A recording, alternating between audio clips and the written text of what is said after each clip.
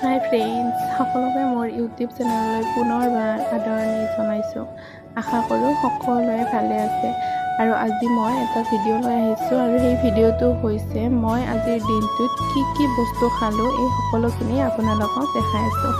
শেষলৈকে চাব। আৰু মই এতিয়া আৰম্ভ কৰোঁ ভিডিঅ'টো।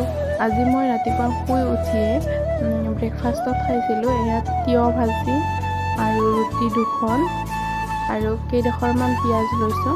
আৰু এইখিনি আজি ৰাতিপুৱাৰ মোৰ ব্ৰেকফাষ্ট আছিল। আৰু ৰুটি খোৱাৰ পিছত এইখিনি মই দৈ লৈছোঁ আৰু দৈৰ ওপৰত অকণমান নিমখ লৈছোঁ। এইখিনি নিমখ লৈ পেলাই খাইছোঁ কাৰণ মোৰ দৈ ফেভৰেট হয় সেইকাৰণে। এতিয়া যিহেতু কেঁচা আমৰ বতৰ, কেঁচা আম খাই এইখিনি সময়ত বহুত বেছি ভাল লাগে আৰু বহুত বেছি গৰমত এনেও টেঙা খাবৰ কাৰণে মন যায় আৰু দেখিলে একেবাৰে জিভাৰ পানী পৰি যায়, থাকিবই নোৱাৰি, ইমান লোভনীয় বস্তু। গতিকে এইখিনি সময়ত আমি সকলোৱে লগে ভাগে অকণমান আম টেঙা খালোঁ। আৰু আপোনালোকে চাবচোন আম টেঙাখিনি দেখিয়ে খাবলৈ মন গৈছেনে বাৰু? মোৰ কিন্তু বহুত বেছি ভাল লাগিল খাই পেলাই।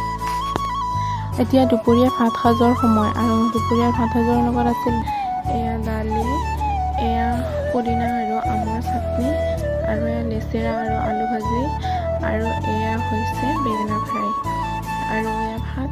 আৰু আজিৰ দুপৰীয়াৰ সাজ আমাৰ এইখিনিয়ে আছে। একাপ গধূলিৰ চাহৰ লগত এয়া হাততে মুগ দালি ভাজি লৈছোঁ আৰু এয়া চাহকাপ। আৰু আজি ৰাতিৰ সাজত আছে এয়া বিলাহী আৰু মটৰেৰে বনোৱা পনীৰ আৰু এয়া অকণমান চব্জি লৈছোঁ আৰু ভাত।